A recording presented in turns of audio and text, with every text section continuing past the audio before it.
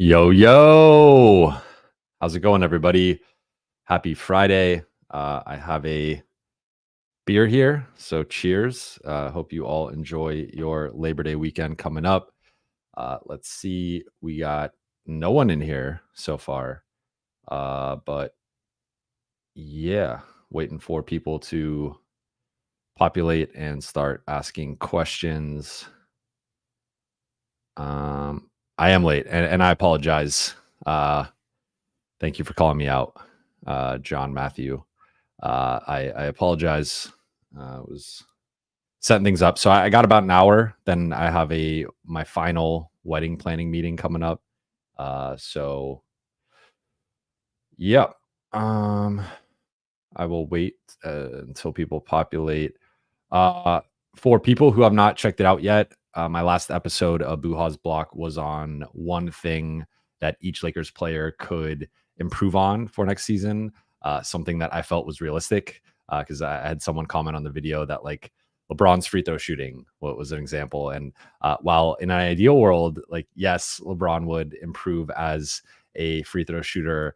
We have 21 years of LeBron being a below average, at least for like a high volume, high usage perimeter scorer, free throw shooter. So I don't think that's going to change in year 22, but try to go through each thing and think through each player and like what I could realistically see. So through some tables and charts on there. And, so if you guys have not checked that out, be sure to check it out. Kurt Affair, one of the early people as always. Jovan, no question, just wanted to wish you and your fiance the best of luck. Thank you, Kurt. I really appreciate it.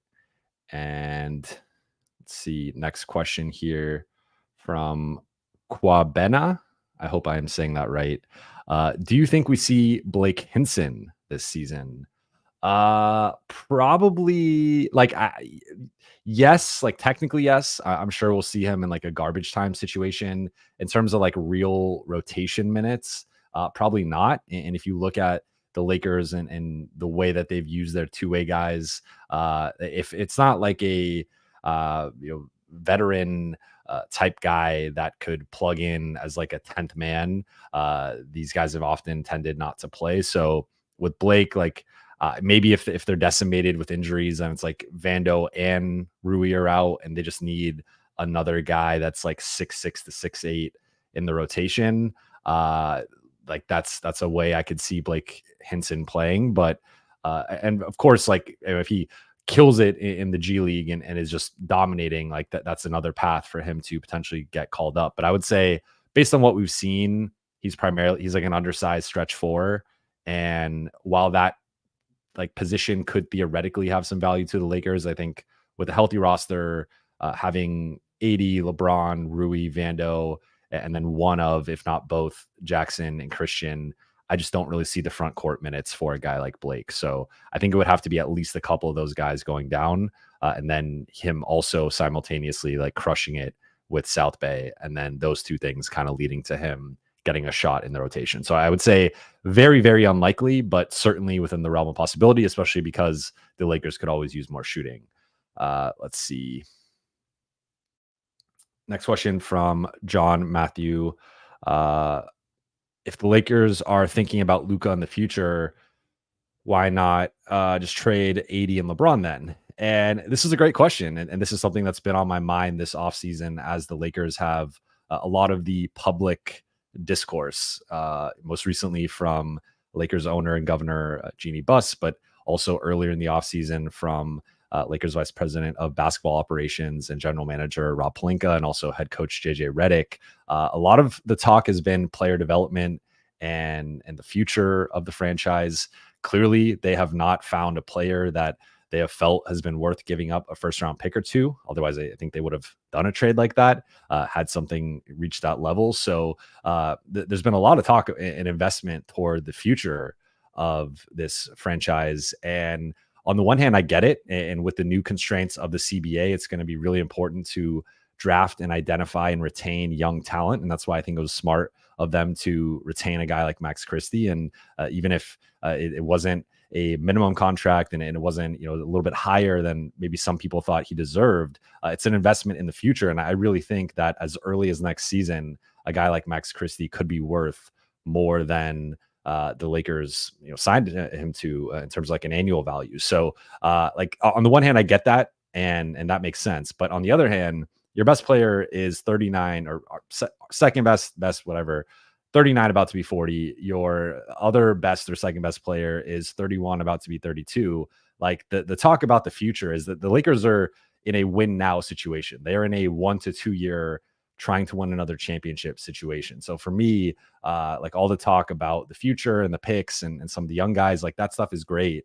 But to me, it's about who can help this group win a championship now. And among the young guys, depends who you classify among the young people. But like Dalton Knecht looks like he has a shot to be a rotation guy. I think Max Christie, I would still throw in with that young group. But the other guys, JHS, Maxwell Lewis, Bronny, I don't know where some of the other, like the two-way guys, like those guys as of now don't project to be rotation caliber guys on this team next season and potentially even the following season. So that's where it's like, obviously if you're high on them and you're looking at what they could do in like 2028, sure. Like I think you got to value them to a certain extent, but this should be about what the Lakers can do to build the best roster for next season, and not so much what they look like in 2027, 2029, et cetera.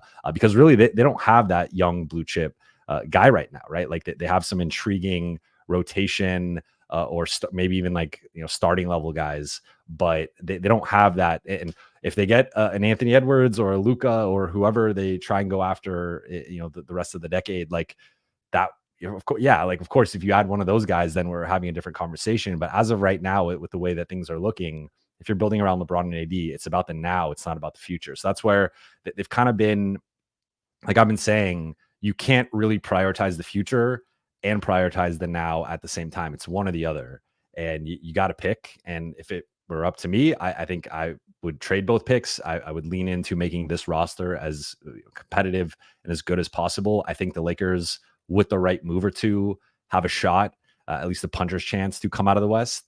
And as long as you have that, I think you got to go for it. So maybe I'm higher on them than most. Maybe, I've said I think they have the 5th highest upside in the West, behind the top 4 of OKC, Denver, Dallas, and Minnesota. And I mean, they have arguably 2 top 10 guys. They now have this group that made the Western Conference Finals. Like the core of that group made the Western Conference Finals just 18 months ago. So like, I think there's a lot to like and be bullish on with the Lakers, but ultimately, like this roster is not good enough as currently constructed, and they need to improve it. Okay, let's see here. We got a super chat. Imagine AR, AC / KCP, Vando, Braun, AD, def that lineup, fire emoji. This is from Brandon Omeng. Yes, Brandon, I love this lineup. That's been like, I think an AR AC backcourt would break Lakers Twitter and break just NBA Twitter, because they love to overreact to white guards or white players. But yeah, I mean, I think the fit there, like especially, I think, I mean, AC is probably better than KCP now. Obviously, at that time, a few years ago, KCP was the better player. I mean, you could go in either direction with those guys. I mean, I would even like to see an AR, AC, KCP lineup together. And you are a little bit, undersized. No one's above 6'5" with that trio, but AC can guard small forwards. Like he's shown that in Chicago and even showed it with the Lakers. So I think, I mean, that any combination of those 4 really together, like that, I love that. So you're preaching to the choir. Like I think that would be a fire lineup. Next one from Lakers in 7. When is the wedding? Wedding is Saturday, September 7th in Palm Springs. So if any of you happen to be in Palm Springs that weekend, and I run into you, say what's up. But I will be off the grid from now until like middle of the following week. So probably like the 10th, 11th. And then I'll be on my honeymoon for 10 days. And then I'll come back that week of like the 21st. And then that will be my next episode after that. Let's see. From Jonathan Nelson. Are the Lakers going to acquire a true 5 before camp? If I had to bet, no.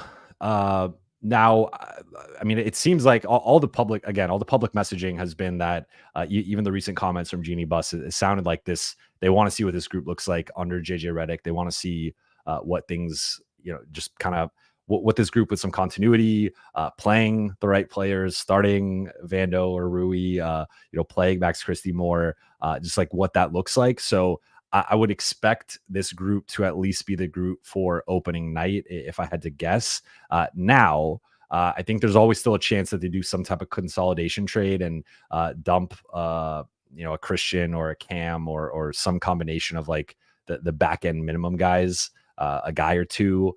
And then that opens up some roster flexibility, and maybe they sign a free agent center that they like, or they do a separate deal, or maybe they get someone back in one of those types of deals and they give out a second round pick or something. So I think there's maybe like a minor move would be the only thing I would expect between now and training camp potentially. But in terms of like a big move of going out and getting a Wendell Carter or any of the other bigs that have been attached to them over the last couple months, I don't see that happening between now and really, I mean, camp starts, I want to say the 28th, 29th. So we got just 4 weeks away. I don't see that happening.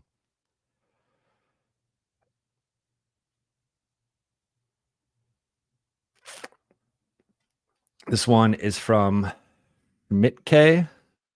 Sorry if I just butchered that. Originals. How can we play 82 games starting D-low or starting low, in parentheses, no D because he plays none, knowing he's a 39% career playoff field goal, or shoots 39% career in the playoffs, and then follow up 3 different teams, 4 years. It's not just a Denver problem. He shot 33% and 36% field goal in Minnesota and Brooklyn. So this question, I think, is important. And this is where I know I say it all the time. I feel like I'm repeating myself, and you guys have probably heard this if you've consumed my content before, but like there is a kind of a divided camp internally with like Laker fans of Austin versus D'Lo and who's better, who's the third guy.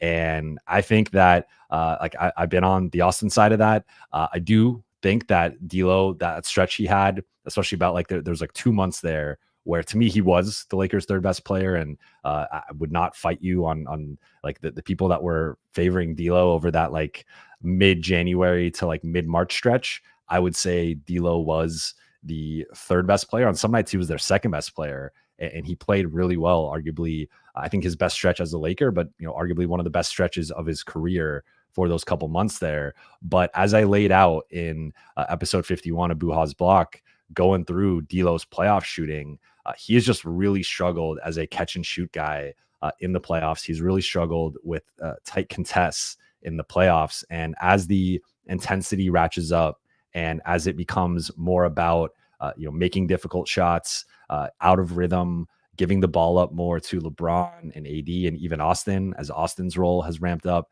D'Lo has just not adjusted and acclimated well in those situations. And you bring up, I mean, you can look at Brooklyn and Minnesota. He's had some struggles there, but also I feel like people kind of gloss over the ups and downs of the first couple rounds against Memphis and Golden State. Like I don't think it was just the Denver series in 2023. Like he certainly had better highs in those series, and hit some big shots and had some big games against Memphis and Golden State. So the highs were certainly higher than either of the other Denver series, but he also had some lows in there that I feel like people kind of just selectively gloss over if you are on the D'Lo side. Now, and I didn't want to turn this into an Austin D'Lo thing. It just feels like it inevitably goes that way. But specifically with D'Lo, I think the thing for him just needs to be becoming more comfortable being uncomfortable. And we see it like, I had the table where it was like in both situations, he was a 40+% catch and shoot guy with the Lakers in the regular season. And then that dips into the low 30s in the playoffs. And like, you just got to be able to make those shots. So for him, like that's my thing of he's talked about like he likes to have the ball in his hands. He doesn't want to just be a guy spotting up as a catch and shoot guy. And like that was, I think, part of the reason why he struggled in December was because the Lakers were playing him more off the ball. They were trying Austin more on the ball. They were trying different lineups and different configurations and stuff. So for D'Lo, like I just think he's got to find a way to kind of get over that being so like rhythm based. And I think he's incredibly rhythm based where like you can kind of tell within the first few shots of him, really, like on it. And he did. I think there was some progress in the Denver series for sure, but it still was not a good series. He still had a game where he went 0 for 7, and I think that's my biggest D'Lo concern is like putting aside like some of the like the similarities and overlap with Austin and D'Lo. It's just like Austin has actually shot better from 3 in the playoffs. Did not have a good series against Denver this first round in terms of his shooting, but like if you look at the totality of his career, he shot better in the playoffs. D'Lo has shot worse. So that to me is like the gap between those two personally. So yeah, for Myles, you reported a while ago that the Lakers have seen the ceiling on a D'Lo Reeves backcourt. Here we go. Are they still quietly looking to move D'Lo before the season? Do you expect D'Lo to start if still on the team? As I just said, I don't expect the Lakers to make a move before the season. So I think it's trending more toward them doing some type of move, closer to the trade deadline or a little bit deeper into the season. And I do expect D'Lo to start. I think like, so that this has been my one thing with like wanting to make a move now versus later is that if the Lakers play a certain style, like, they play 50 games with D'Lo, Austin, Rui or Vando at the 3, LeBron and AD, and that's your starting 5, and you're playing a certain way for 50 plus games into early February when you finally make a move, and let's just say you trade D'Lo, now all of a sudden you're changing your starting lineup because he's a starter. He's going to be playing 30 plus minutes a night, and you're most likely not getting like that caliber or quality of a point guard back. So you're going to have to like start Max and really shift the starting lineup, or maybe you start Gabe, but that's also really shifting the starting lineup. Maybe you get a guard back and you start that player, but like, and then that's to say of nothing of like who's the player that you're acquiring. Are you acquiring a big? Are you acquiring a wing? Like what does that look like? How does that shift things? So I just think my one, like, I think D'Lo should start because he especially in the regular season, he's such an innings eater and he's so important for the offense. But this is where I think the Lakers get into a little bit of a predicament insofar as like if they just kind of play a certain way for 50 games and then they take out their third or fourth best player, their third or fourth option offensively, and then shift in, let's even say like it's a Jeremy Grant trade, right? D'Lo for Jeremy Grant, like now all of a sudden you're moving Rui or Vando to the bench, although one of those guys is probably in the trade. Now you're upgrading Max or Gabe, and a Jeremy Grant, like Gabe, starting lineup around the other 3 looks much different than a D'Lo Vando starting lineup or a D'Lo Rui starting lineup. So like, I'm a little concerned that the Lakers, like they're trying to value their picks and their young assets. And again, I get it. It's just at some point to me, it's about like, I think they should try to build this team, build the team you want for April, May, and June sooner than later, just because you want more reps, you want more continuity. And then in this scenario, if they do make a trade at the deadline, like maybe you're getting more value, maybe you keep a first round pick, and I'm not going to say that's not nothing, but at the same time, you now have 28 games, 30 games to, have this new starting lineup, have this new rotation, and figure out the way that shifts the offensive hierarchy and defensive responsibilities, defensive coverages, like there's a trickle down effect. It's not just as simple as like swap out D'Lo, swap in another player or a couple of other players. Like I think there's more to it than that. And that's where for me, it's what like the 2023 trade deadline, I think is an exception because they had so many bad players on bad contracts that anything was going to be an improvement over Kendrick Nunn. Anything was going to be an improvement over Pat Beverly. Anything was going to be an improvement over Russell Westbrook. But with the way the Lakers salary sheet is currently, they're going to have to give up a D'Lo, a Rui, a Vando, a Gabe, and maybe Gabe's like I think he's the most expendable of that group. But like, I mean, right now he's the backup point guard. And if Jalen Hood-Schifino or Bronny James isn't ready for rotation minutes, like that's it's going to be a loss in the rotation, even if Gabe maybe isn't on the other level as those other guys. So like, I just look at it as like they're going to have to trade an important piece or two, and just swapping in a couple of pieces. Like you rarely see teams make giant moves at the deadline. It's really more so like making an addition or just sort of rolling with the group that you have. for in terms of teams going on. Conference finals are on, a finals are on. 2023 was an exception, but again, they traded so many bad players that it really was only upside. I don't see the Lakers, like, they don't have the bad contracts with the bad players really on this group. So that's the way I see it differently. Next question from Washed Views. With Handy gone, do you think the player development department as a whole will take a hit, or do you think that the new regime with the new age thinking of Redick will prove to be a beneficial move? I think it's a good question. I think it'll take a hit in some ways, in so far as like Handy is just he's beloved, and he's one of the, like, if we were ranking or rating all the assistant coaches around the league, like, his Q rating would be so high. Like, everybody just loves Phil Handy. I've never heard like a negative word uttered about Phil Handy. So his ability to connect with players and get them to buy into what the coaching staff wants them to be working on, I think was an underrated thing, to say nothing of just his ability as a coach and a mentor and a motivator.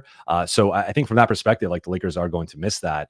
Now, the flip side of it is, I think with Phil Handy, a lot of it is individual work and ball handling or shooting or certain drills. And it kind of trends more toward that, like, trainer mindset sometimes. Whereas I think the Lakers are trying to have a more holistic approach to their player development and really fitting guys into the system, and more so being more 2-on-2 work, 3-on-3 work, and how guys can kind of play certain roles, and really working on those roles within the system, and less individual skill work. And the individual skill work is still important, right? Like, that's how you get to the next level to an extent. But I also think that the Lakers are trying to build a system where you can kind of plug and play guys, and like, if someone gets injured, you can put in a guy who knows the slot that they're trying to fill and just knows where to be on the floor. So I think in some ways, like the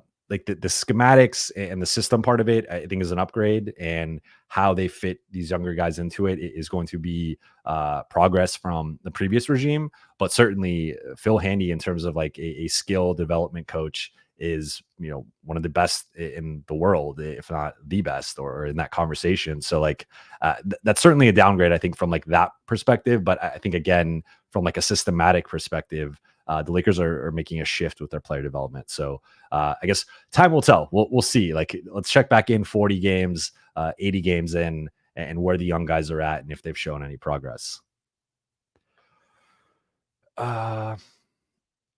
Question from Lil Chris Johnson 18. Can you see a big lineup this season? AR, Vando, Braun, 80, Wood.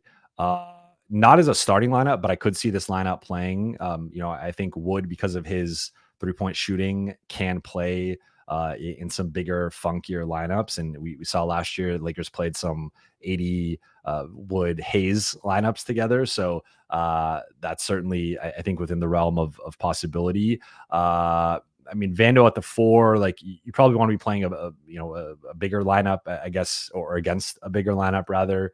The spacing can be a little tricky with AD and Vando. Wood spotting up, but like, I think I would have some offensive concerns with this group, but like, I think defensively, having Vando out there obviously is going to help the defense. Having Wood in his rebounding, he actually sneakily had some pretty good rim protection numbers last year. So I could see this lineup making sense, depending on the opponent, depending on the context of the game, what the Lakers need. But I'm intrigued. I think bigger is better with this group. And we saw it last year with all the lineup data. Bigger is better. Got another super chat here. This is from Mamadou. I think Rui should come off the bench because I don't see anybody on the bench that's going to get us buckets. So this is a good point. And I've been on record saying, I think like Rui and Vando, it's really a matter of preference of, do you want to build this lineup of 5 incredible offensive players, or 5 solid to good offensive players, and a lineup that teams really struggle to match up with? Because remember last season when they shifted Rui to the starting lineup, it was like all of a sudden you'd see guards guarding Rui, and he would just pin them under the rim with those deep seals and get fouls or offensive rebounds or just layups or dunks. And it was because you're going to put your 2 best front court defenders on LeBron and AD, And in some cases, you're going to put like your third best perimeter guy on Austin or D'Lo. So all of a sudden, you'll have like a 6'4" guard on Rui, and Rui's just going to destroy that guy.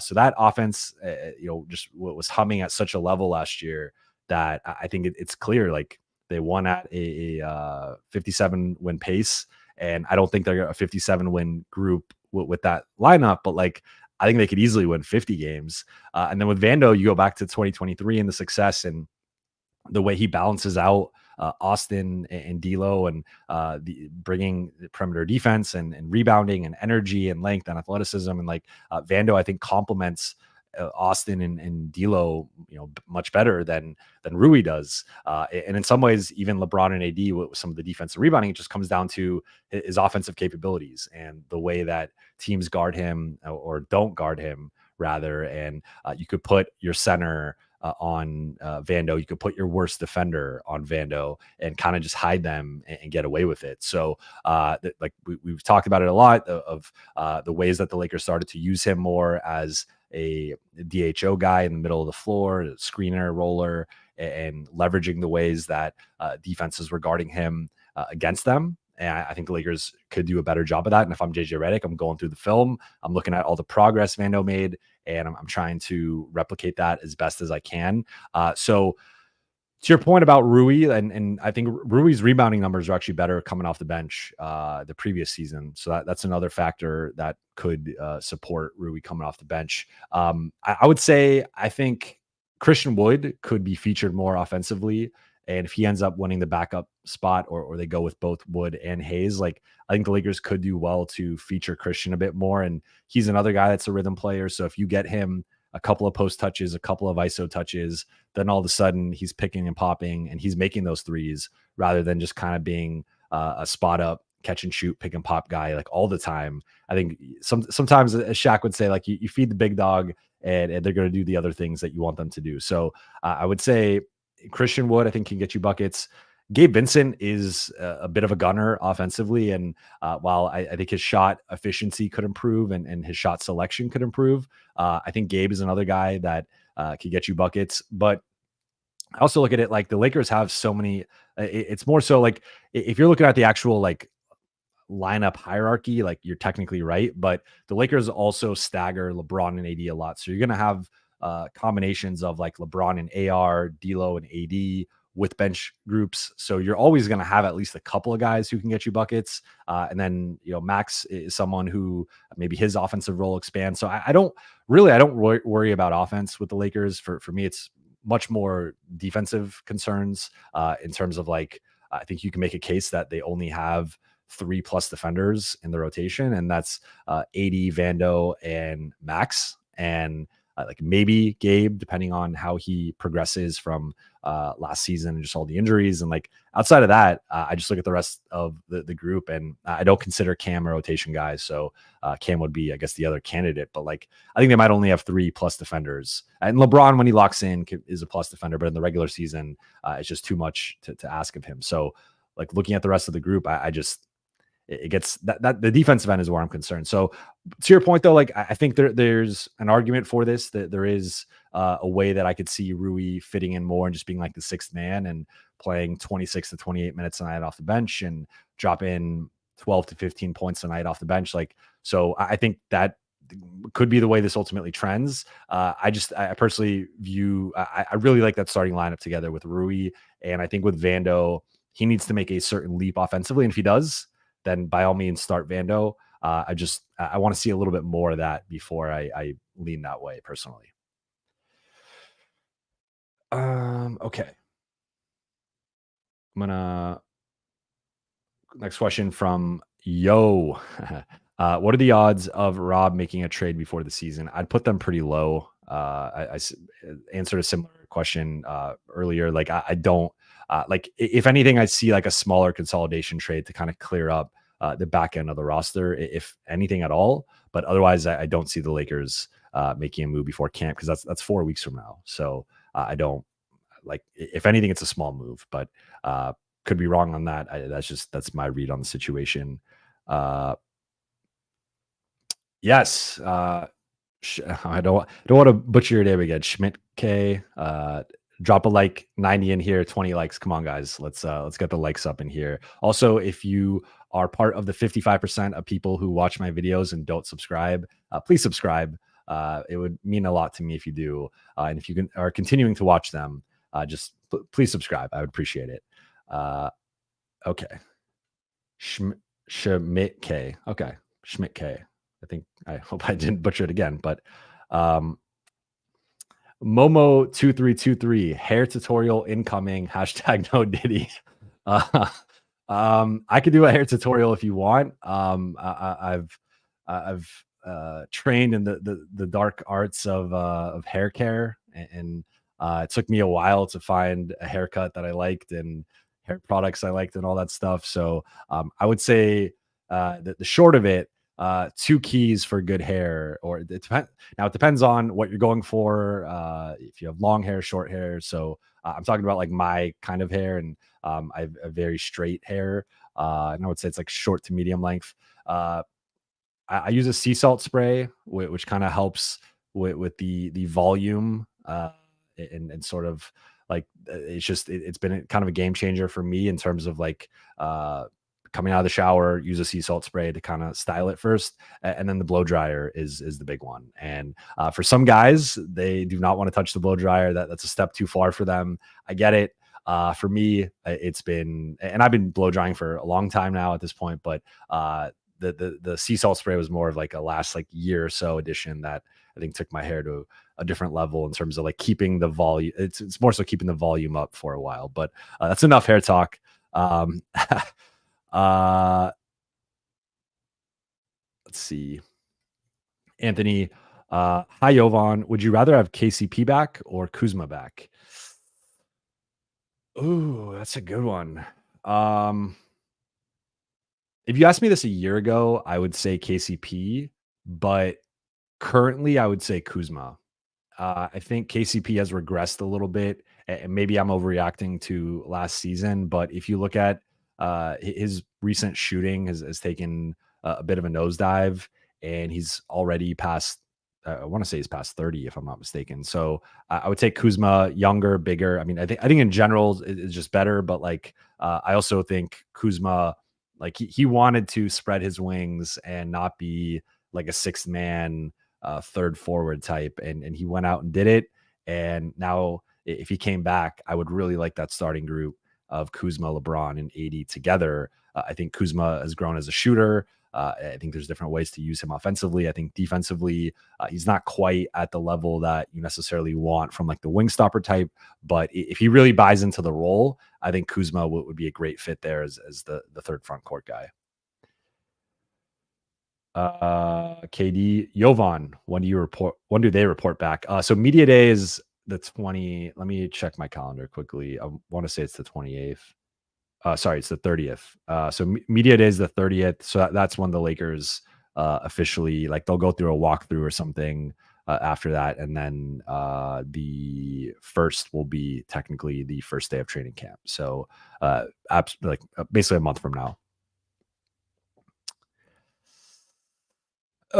Katie again. Jovan, how unrealistic is Curry? This is one I keep getting a lot. Steph Curry. I just don't see it. And I want to make clear for the aggregators and whatnot, like this is not a sourced opinion, this is not a sourced take or whatever. I think this is just me reading the tea leaves and looking at the situation. I see it more likely if I had to pick between, if those two are teaming up, I feel like it's more likely that LeBron would be going to Golden State. And we obviously had that trade rumor report going back to the 2024 trade deadline. So I feel like that would be the more likely outcome versus Curry coming to LA. I just think like if you're Golden State, I know Curry's obviously mid-30s now. He's not quite the same player that he used to be, although he's still top 10, if not top 5 guy, or borderline top 5. It's just like, what are the Lakers off? Like, what are the Lakers giving you in that trade that's even worth? Like, I think if you're really putting Curry on the market, you can get a lot for him. And of course you want to work with him, partner with him in terms of, moving him somewhere else, but you're not going to ship him to Detroit. But I don't think the Lakers have quite enough to really make a truly competitive offer. Unless he just says like I'm only going to LA, then maybe Golden State does him the solid. But like I don't know. I think it's like I clearly they enjoyed playing together, and I think the relationship is in a much better place than it was in like 2016 at the heat of or the thick of the rivalry and all the bad blood that was there. And remember, LeBron would block Curry and like mean mug him, and like there was just some animosity there at that point because Curry was the new guy on the scene in terms of like the next great thing, and we've now had this 10 decade 10-year run of these two guys together, right? But I personally don't see it. Um, let's see. Question from Malcolm: Is Valanciunas still a trade target, or is there a pivot towards someone in a backup five role like a Steven Adams who's got a year left in Houston? My understanding with Steven Adams is Houston is like viewing him as a potential rotation guy. Like, so I don't think Houston is going to be looking to trade Steven Adams. Valanciunas, I could see.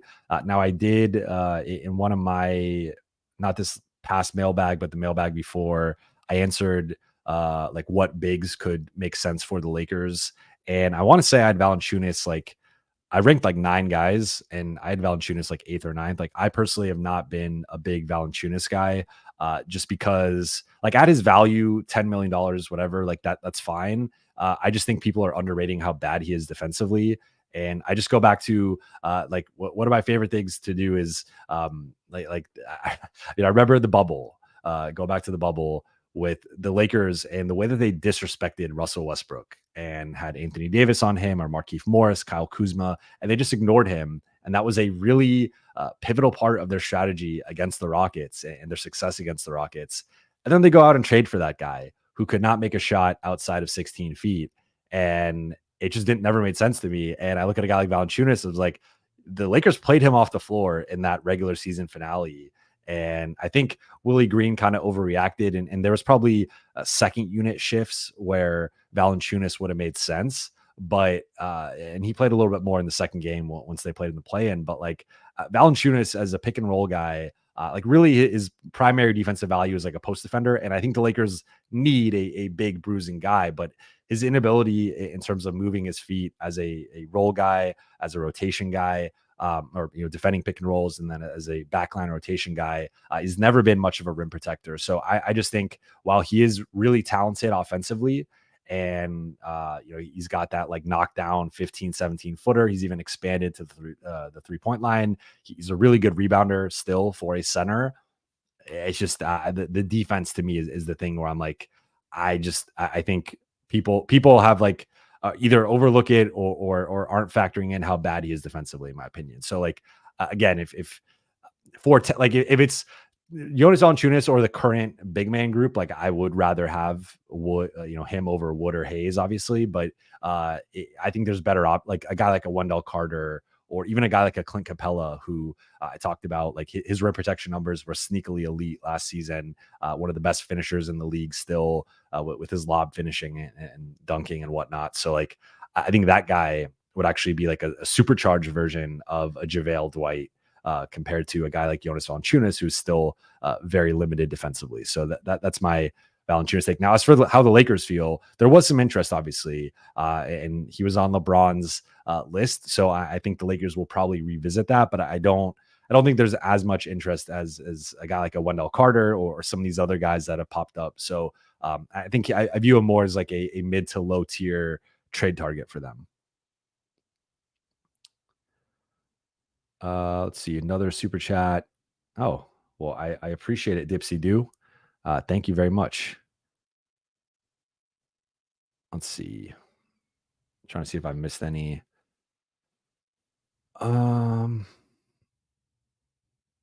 Greg Noble, I feel like the team will be improved if we have health and allow JJ to install a creative offense. I do think our record will improve. So waiting until February to see what we have makes sense. I agree with you. I agreed with everything you said until the last part, because I do think the Lakers will be better. And I think there's a lot of things trending in a positive way with JJ, with some of the continuity. The problem is I just don't see how the Lakers get to that like top tier of right now. I probably have Boston. And let me know if you guys in the chat, if you want me to do some more like kind of general NBA stuff. Like maybe I was thinking weekly power rankings might be too much, but maybe bi-weekly or monthly power rankings. Because right now I probably have Boston in a tier of its own. Of like, I just think they're still like the perfect modern team, basically. But behind, and I know you guys don't want to hear that. I'm sorry. But behind Boston, OKC, Denver, Minnesota, Dallas, Philly, New York. Cleveland's probably a tier below that, but like that group of 6 or 7 teams, I think the Lakers could beat some of those teams, but I think for them to really be on that level, like clearly they need to make a move. So again, I just run into like playing one way for 50 games, and even if D'Lo looks good, right? I still think there's a limit. Like you don't know how he's going to perform in the playoffs, and you really won't know that unless you just ride it out. And I still think there's a limitation there to the D'Lo Austin backcourt. So I still think even if D'Lo looks good, he looked good last year, and then you saw the limitations in the playoffs. So that's where again I think you personally I think it's better to make a move sooner, but it seems like they're thinking the same way as you and leaning toward making one later. So I guess we'll see how it goes.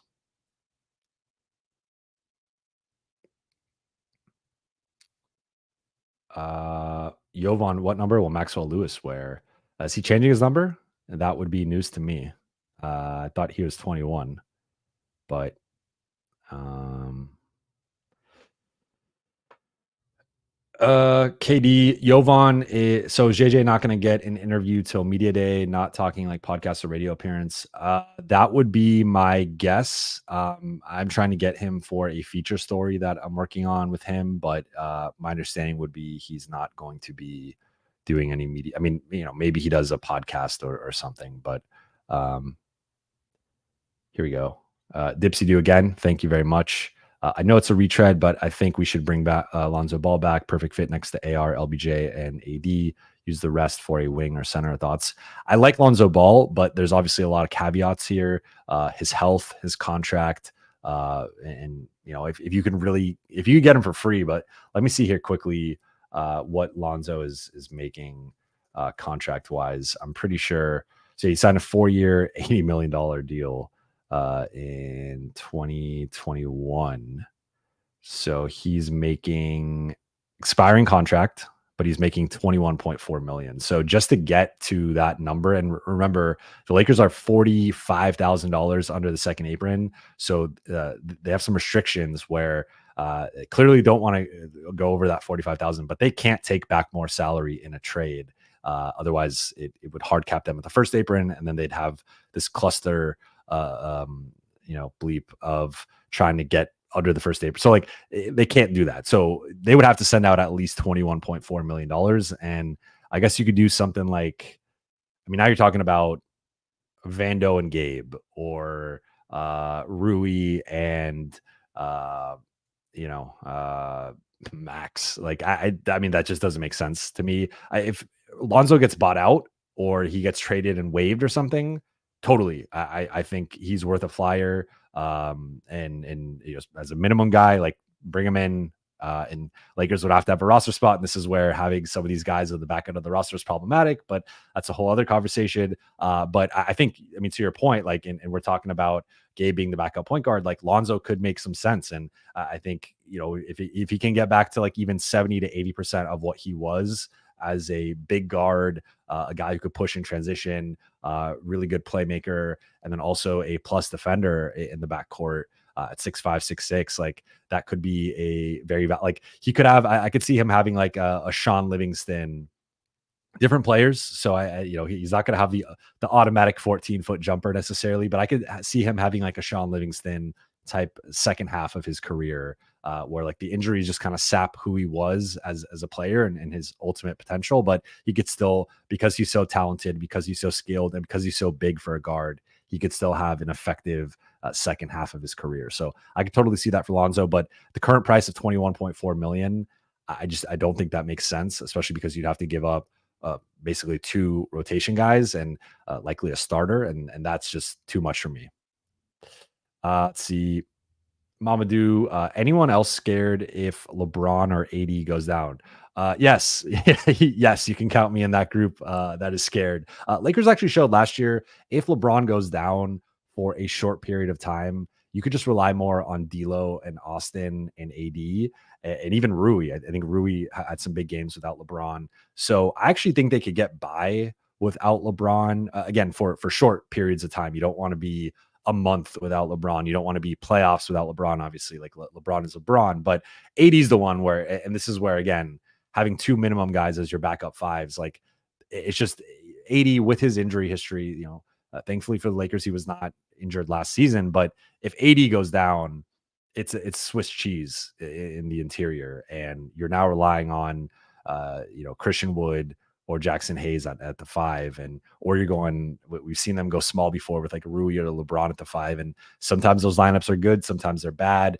They're not very good defensively. Typically, it's more just like trying to outscore the opponent. So I think this is the biggest.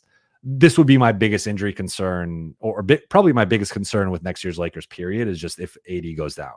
Like I don't really see another. Like if they're relatively healthy, I think they're going to be good. I think they'll probably be like a 4 to 6 seed. But if 80s goes down, like I think this could get, I don't want to say really grim because you'll still have LeBron, you'll still have Austin, you'll still have D'Lo, you still have a lot of talent on the roster, but like the rebounding and the rim protection and just the defensive versatility at the 5 spot, you can't replicate that. So I think this totally like you could count me in as one of the people that that would be bad.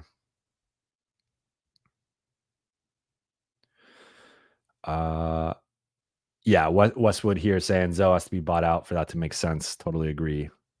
Also, you guys are mentioning in the comments like his 3-point shot got better, so that's another um, that's another one.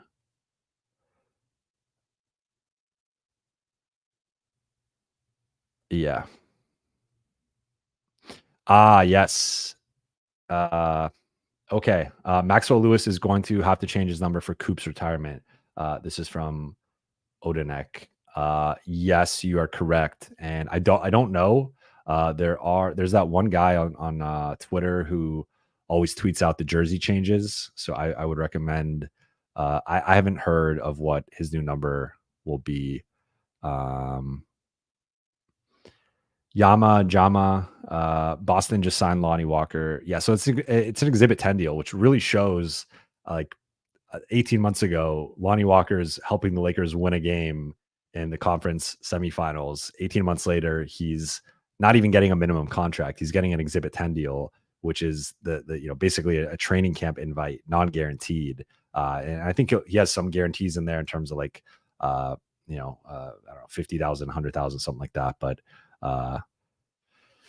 OG Meatwad, what a name. What's your over under on wins, Jovan? So Vegas has the Lakers over under in most cases at 43.5, and then a couple of books have them at 44.5. I would personally set the line at, I think 46.5 is more in line with where I would personally set it. I would take the over. If I had to guess, like gun to my head right now, I'd say 49, which to me is a significant improvement, and it might not sound like it, but compared to how deep the West is, and the case that I think there could be like 9 or 10 teams that you could argue could theoretically win 50 games next year if everything breaks right for them in terms of health and matchups and all that stuff. So like I think 49 wins in the West is no joke, and that would probably put them, in my opinion, as like probably I've been putting them as a 6 seed. I think they could be the 5 seed, and maybe like 4 seed to me is their upside. 5 seed I could see, but that's got to be like perfect health or close to it.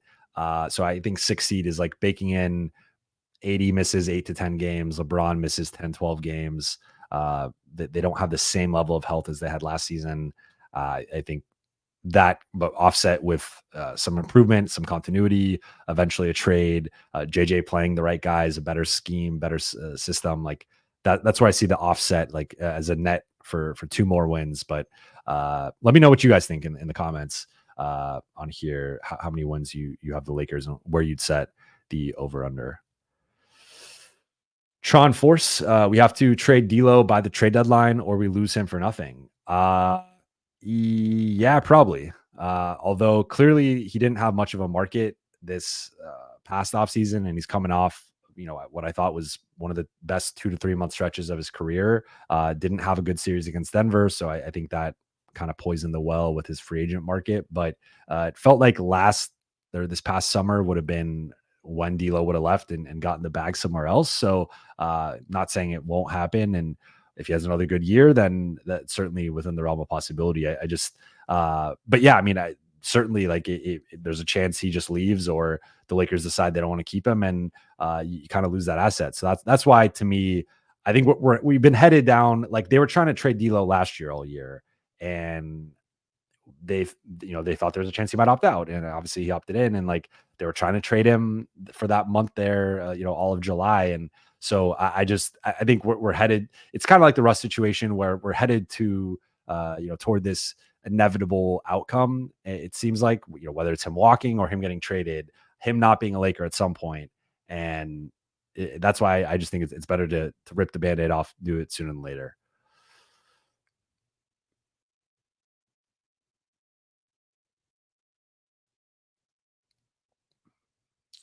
A tough 1, 2, 3. Hard hitting questions. This is basically a wasted season, right? I wouldn't say that. I would say if the Lakers don't make a trade, it's a wasted season, in my opinion. Just because I don't think, as currently constructed, they are a legitimate championship contender. With the current roster. So if they don't go for it and trade at least one of the picks, that to me is a wasted season. So I'm gonna tentatively say the opportunity is still there for them to significantly improve the roster, or at least marginally improve the roster. And I think with where they're at, every incremental amount matters. So I'm not quite that meme of one guy looking at the wall and one guy looking outside, and it's kind of like the optimism pessimism. I'm not quite with you on the pessimism yet, but if it is February 8th and I am doing a live stream or a podcast and the Lakers have not made a trade, I will say it's a waste of the season. Unless the one caveat would be like they're the 1 or 2 seed in the West. They're on like a 60-win pace. They're having an incredible season. D'Lo's balling out. Austin's taking a step. Max is taking a step off the bench. They figured out the right starting combination. Everything is humming.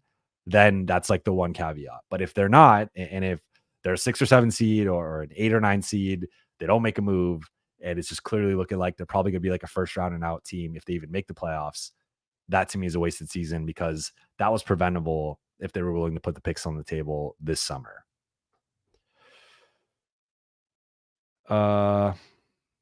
What's up, Vince from Australia? Hey, Jovan. What are your thoughts on Pelinka? Smart thinking of giving player options to Cam Reddish, Wood, and Hayes, causing them not to be able to trade for rotation key players. So I mean, I've been hammering the player options. The Cam Reddish one like never made sense whatsoever at all. And I know there's some Cam Reddish stands, and there's some Cam Reddish stands within the fan base. And I just will, for the life of me, will never understand it. It's not happening. Now Wood and Hayes, there was some legit competition for him, because once he became a minimum guy, there were several teams interested in him. So Wood is one where, like, if I've never been a big Christian Wood guy, so like I'm more of the mindset of like, if Christian Wood wants to go take the player option somewhere else and just like we don't get him as the Lakers, like that's fine with me. So that one I kind of understand. And then Hayes, as a former higher level first round pick, I think it was a 10th pick, younger guy. Like sometimes you'll see some of these like projects where it doesn't work with the first team and then they figure out with the second team. Like Hayes, that's another one I could understand. But really, if I'm the Lakers, I'm only giving one of those two guys the player option, and I have to pick. And if I already gave it to Jackson Hayes, I'm probably just not giving it to Christian Wood.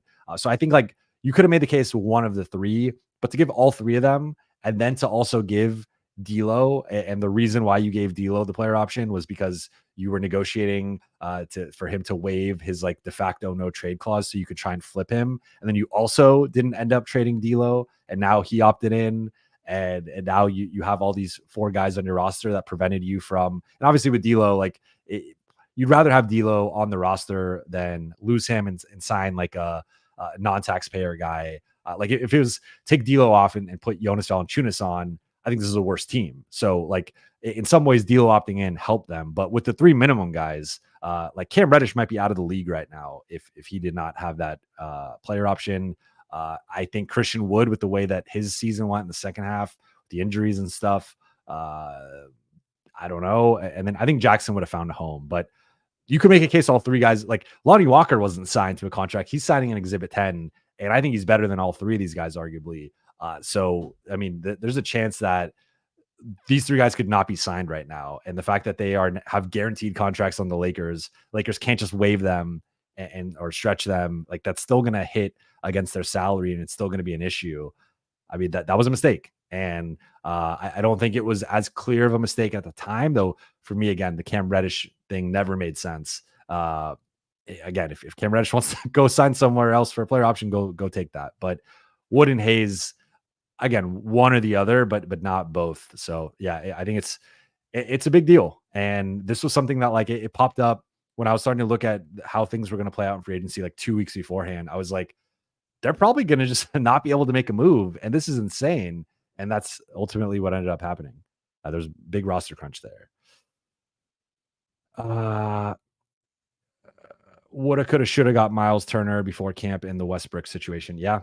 I mean, Myles Turner would have been, he's literally the perfect, like obviously Porzingis or Wemby or something is like the perfect big to put next to AD, but Myles Turner is like the perfect, realistic big, I guess. Cisco Lee, what would it take for Knecht to start at some point this season? And do you see it happening? I think for Dalton to start, he has to improve significantly defensively. And I think that's the biggest, like the 2 biggest concerns. Once he slipped to the Lakers, I started doing some digging and asking people. And the 2 things that you consistently heard were the age. If he was coming in at 23 and teams are scared off by a guy. I mean, he was a 5-year college player. So teams want guys who are freshmen or sophomores, 19, 20 years old, not guys who are 5th-year seniors and 23-year-olds. He's going to be 24 next season. So like he's 2 years, almost 2 years exactly older than Max Christie, and Max Christie's entering his 3rd NBA season. So like that just shows you like where Dalton is age wise. But the other thing was the defense, and just people looking at him as like, is it like, is this basically just like a Doug McDermott where he's going to be, he could be like a bench shooter and he'll have some moments, but like for the most part, he's just too limited defensively to really stick out there. So I would say he has to improve defensively, and it was a concern in summer league. He obviously had some pretty bad defensive stretches and moments in summer league. But 2, like I think he would have to shoot the shit out of the ball and be like a 42, 43% 3-point shooter. And he's at such a high level, and he's flying off screens, and the Lakers have unlocked him as like this movement off ball weapon. And, maybe the tough part is like, I don't know who he starts over, because I don't see him starting at the 3, because a Knecht, Reeves, D'Lo lineup just doesn't really make sense to me defensively, especially with LeBron potentially even taking another step back defensively entering year 22, age 40.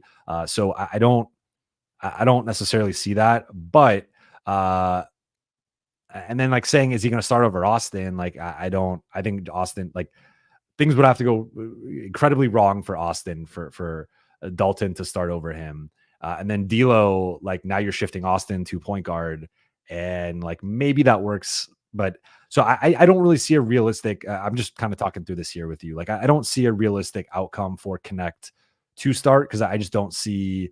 I don't think he'll ever be good enough defensively to really like start at the 3 with this current configuration of things. But then I also don't like Austin and D'Lo are the 3rd and 4th best players on this team in some order. So you'd have to like somehow be clearly better than one of them to earn a starting spot. So I would, again, to me, it's going to be the defense and just like being such a good shooter that it's just hard to keep him off the floor. But again, even so, like I would see him more in competition with Austin or D'Lo rather than Vando or Rui. And at that point, it just to me like that's a losing battle for him. So I personally don't see a path to him starting. Now I could see a path to him being like the sixth man on this team. And if he outplays Max, if he outplays Gabe, if he outplays Vando or Rui, whoever's coming off the bench, like he could, in my opinion, he could easily outplay all three of those guys and be like the sixth man. So I think that is like the more realistic upside to Dalton Knecht. But I don't really see him jumping Austin or D'Lo in like the pecking order. Like I just think that's that. Like I mean, if it happens, that's great for the Lakers. It's a good problem to have, but I think that's like the 99th percentile of Dalton Knecht, outcomes for his rookie season. Max Mayer, 43 wins last year. I'm going to say 48. Got to be hopeful. Yeah. So I realized I mixed up. I mixed up the last two seasons where the Lakers they won 47 in 2022, 23. No, they won 43, 2022, 23. They won 47 last year. Okay, so I was correct. Lakers won 47 last year. So that's where I'm saying 49 is a 2-win increase. So yeah.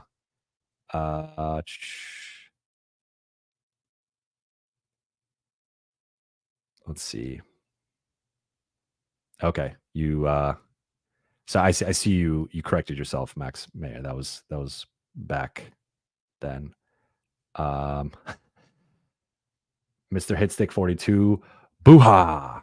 What's up, man?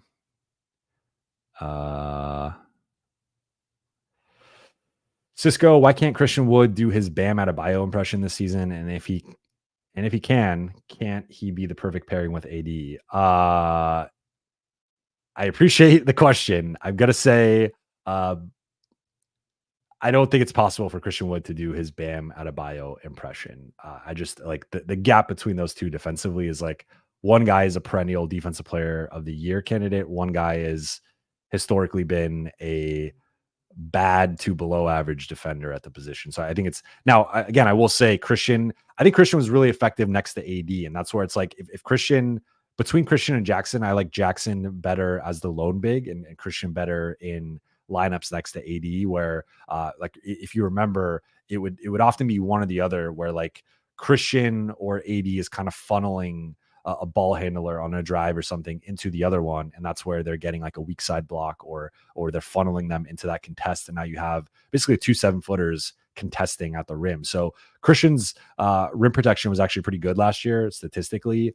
He just doesn't have the defensive versatility. And look, he had some good moments, like I think of the KD game against Phoenix, and so he had some moments on wings, but like Bam Adebayo is basically I mean, he's one of the most switchable, versatile defensive bigs ever of all time. Like Bam Adebayo just at a different level. And maybe I know you're probably not meaning exactly like Bam. You're saying like I think Christian could do some of those things, and that's where I'm bullish on Christian if the shot comes back. If the shot comes back and he's like 36 to 38%, like he's often been throughout his career, I think Christian could play a pivotal role off the bench. I just also think like I just think that there's still some questions because clearly, like he's worn out his welcome with multiple stops, multiple teams.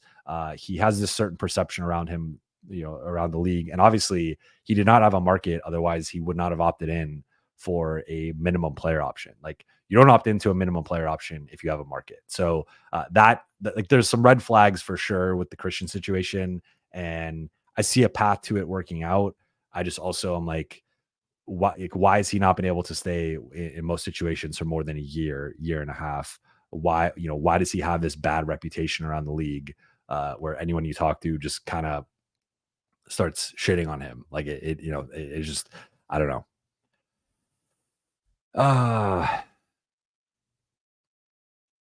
BC Cam is a fringe NBA player. Yeah. Yes.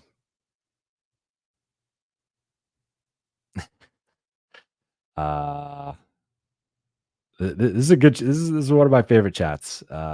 that I've done. This is hilarious.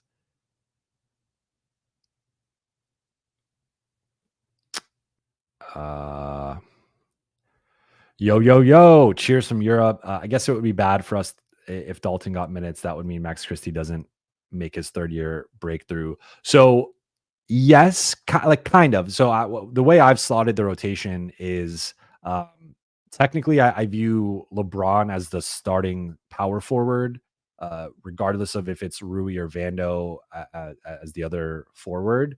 But then with the bench, I technically view it as like Jackson slash Christian as the backup five, Vando or Rui as the backup four, Dalton as the backup three, Max as the backup two, and Gabe as the backup one. So I actually think there's plenty of room for Dalton and Max to both eat.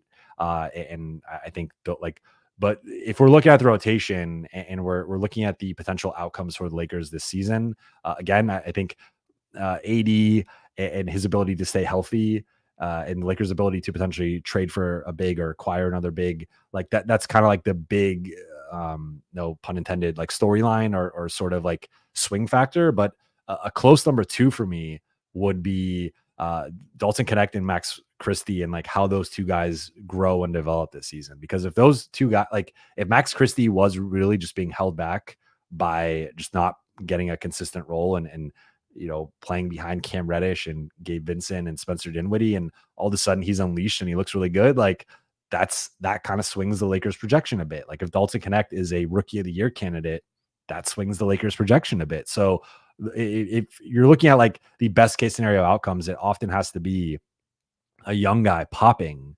and over exceeding expectations. And really looking at the rotation guys, the two young guys most likely to pop are Max Christie and Dalton Knecht. So I think if the Lakers are going to have a season where they win 50 plus games, where they have home court in the West, and where they actually are maybe not an inner circle contender, but like a fringe contender, it's going to have to be Max Christie and Dalton Knecht continuing to grow, both being like 40+% 3-point shooters.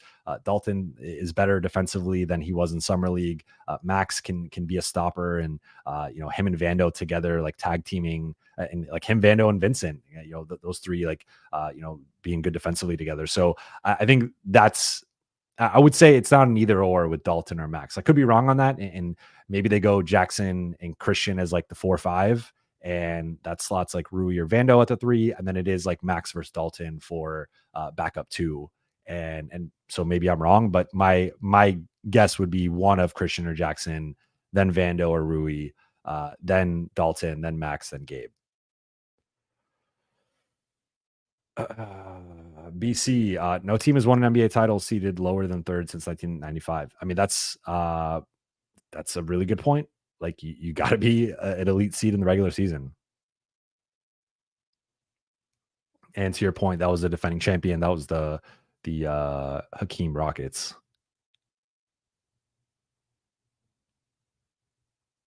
Um, 70 of 78. This is also from BC. 70 of 78 NBA titles won by 1 to 2 seeds, almost 90%. Max, you're right. Christian did have some good rebounding games.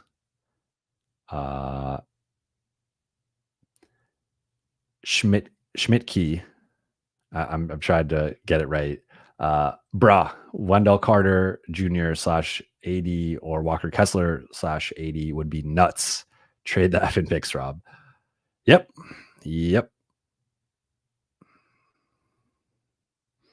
Question from Vince. Hey, Jovan, are you still confident on Jeannie Buss handling of the Lakers' mistake over mistake and tolerating all the bad decisions of Pelinka and Rambis?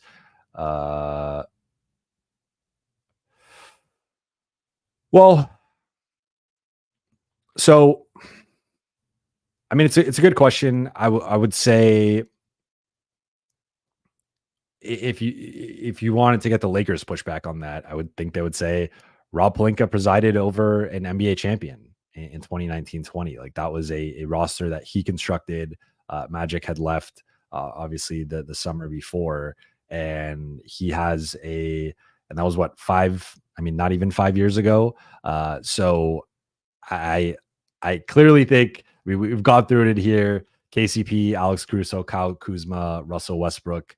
There have been a lot of mistakes made over the last few years, and I think there's been some mistakes made over the last year of the player options to the minimum guys, not trading D'Lo at some point, and then not making a move this offseason. So I'm not absolving anybody of any criticism or any blame or whatnot.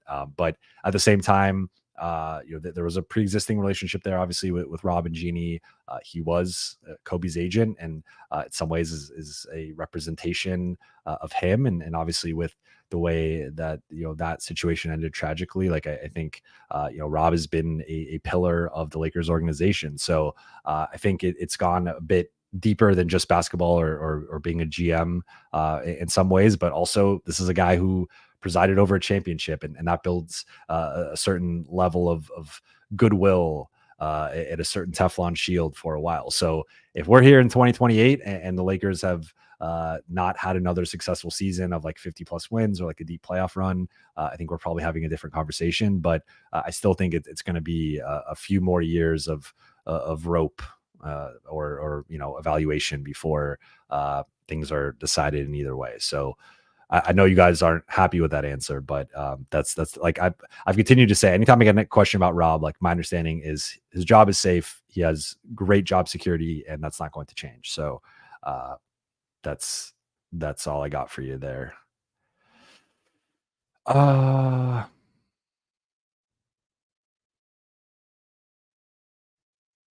BC Lakers won the only playoff game in which they out rebounded Denver. I mean, that was kind of the story of the season is, and they tended to rebound better when they played bigger. Who knew? Let's see, from Vlad, D'Lo, AR, Rui, Braun, 80 starting 5, bench, Max, Gabe, Dalton, Vando, Wood. I think Dalton or Max 6-man, Braun, 80 should be at 35 minutes. I like that. I mean, again, I've said I'm on the Rui side of the starting group, but yeah, I mean that pretty much checks out close to my projection currently. A couple more questions here. I do have to go in about 5 minutes. Spring Magic, I'll go through these a little bit quicker. What do you think is Bronny's ceiling, and what do you think is realistic expectations for him? Do you see him playing on the Lakers roster in the future? So his ceiling, it's tough to say because I think I do think, and I don't want this to come off as me making any excuses, but like I do think we can't fully understand or even estimate like the impact of the cardiac arrest and the impact that had on Bronny. And like I think it's not like an injury or something, like it's technically I guess sort of like an injury, but I think it goes beyond like hurting your knee or your ankle or your calf or your hamstring or whatever. It's like I think this was a traumatic event that took away part of his season. He lost months of ramp up for the season, and then was kind of thrown into a team that was underachieving and frankly had a lot of backcourt talent, as we saw based on like who got drafted and guys getting deal. Like they had some NBA talent on that roster despite them not being very good. So I want to give Bronny some time and some grace in terms of like evaluating him personally. Now his ceiling, based on what it's looking like, I think his ceiling is like a good third guard who, like honestly, in some ways I could see like a Gabe Vincent, but like I don't want to say better Gabe Vincent, but like I mean Gabe Vincent was a starting point guard on a Miami Heat team that made the finals, so I don't want to undersell Gabe Vincent either. But like, could he be like a good third guard? Like that's probably his ceiling, in my opinion. I don't see all-star level ceiling, or I know some people throw that out. Like, so that like I think third guard is probably his ceiling. And realistic expectations for this season, I think, is just him finding his footing in the G League. I don't think he's going to be a rotation guy. I think the Lakers will probably put him in garbage time at some point early in the season to get the moment with him and LeBron. And that's going to be an awesome moment. It's going to be a nice story. And I think it's going to be really cool. But I don't see Bronny, unless the Lakers are decimated with injuries or he makes significant progress as both a defender and a shooter, I do not see him being a rotation guy. So realistic this season, I think it's just like, figure out your game in the G League.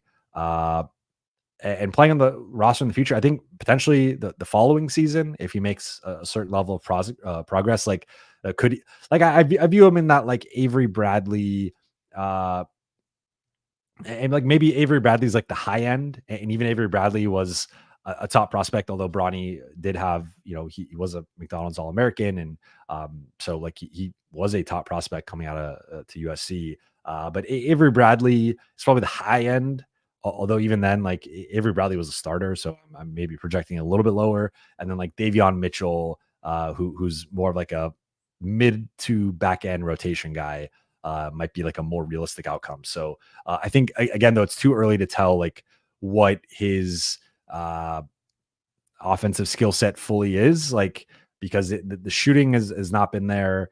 And I think he clearly like wants to do a little bit more off the dribble, but I don't know if that'll ever be a part of his game. And then the point of attack defense, I think that just needs to get more reps at that level. So I think it's way too early to kind of tell on Bronny. From Norma, Jovan, you're doing a great job. Looking forward to the next season. Excited to see what JJ does with the team. Congratulations on your wedding next week. Hey, everyone, show some love and hit the like button. Thanks. Yes, please be sure to hit the like button. Thank you, Norma.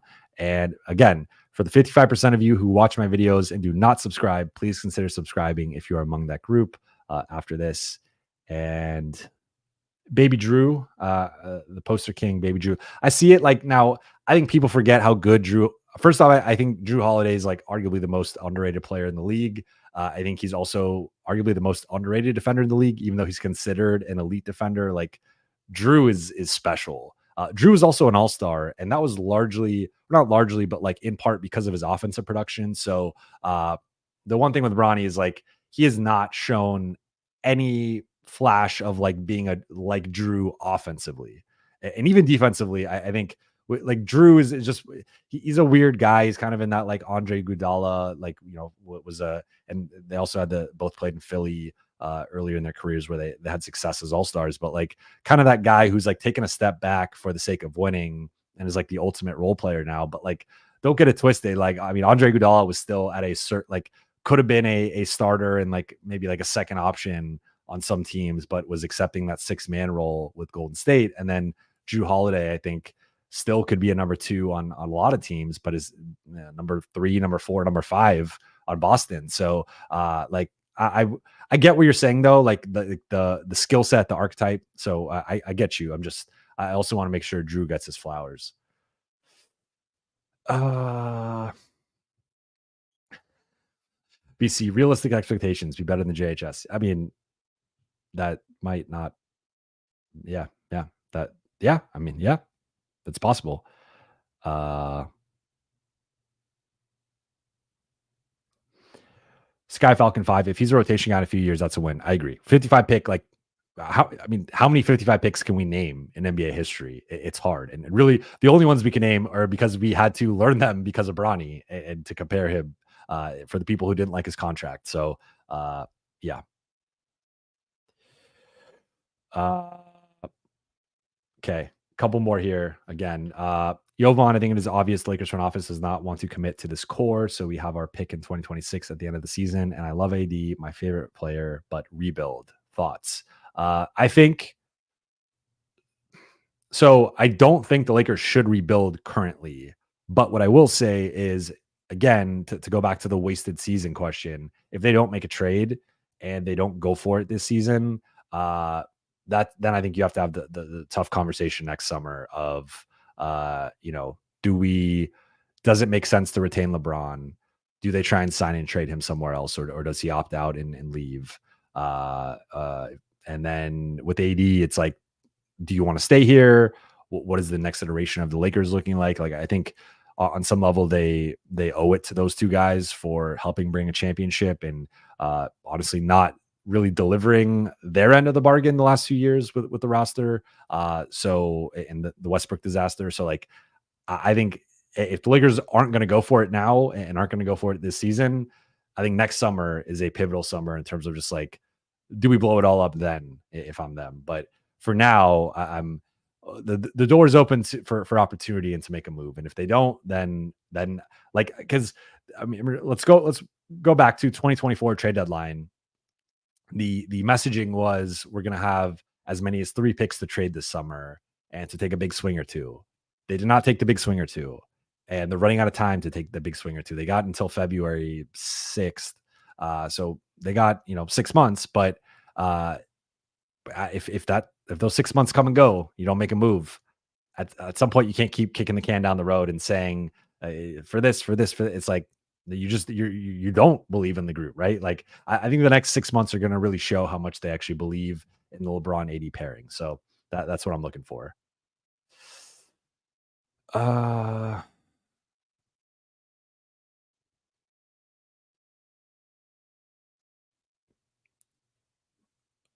Surin, why aren't we attaching a second round pick to dump a contract and open a roster spot to get a big body center? Good question. And I don't have a great answer for you. I think my read is they are being precious with their second round picks. And they are really, I think since the Russ trade, they've been really cautious with trading any draft capital outside of the 2023 trade deadline. So you've seen the Lakers, I think, overvalue or just value highly their second and first round picks. But I'm with you. I don't see a reason not to do this.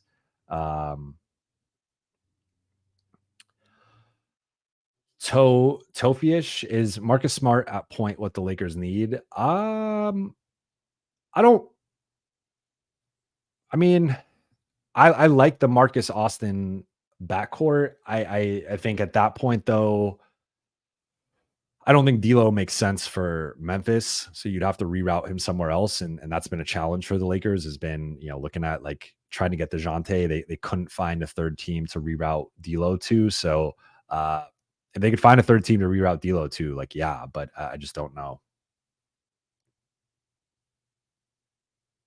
Yeah, 12 hoops. I get you. Basically, you don't want to turn into what the Bulls have been the last couple seasons. I totally get it. I still think this group's better than the Bulls, and like I think there's a scenario in which the Lakers, had they take the New Orleans game, which was a controversial topic, and they played OKC. I don't know if they beat OKC, but I think they push OKC to at least 6 or 7 games. And I think then the Lakers have a completely different outlook this summer, where people are talking about, they made the conference finals and then they pushed OKC as an 8 seed to 6 or 7 games. Like they're just, continuity away or health away or one move away. Where now I think it's been, well, you got your ass kicked by Denver in back-to-back series, technically, even though both were much closer than the final score indicated. But going 1-8 against Denver in back-to-back series, I think has colored the Lakers in a certain light of just like they're not that, they're not at that level, or they're not even close to that level, when I think they are closer personally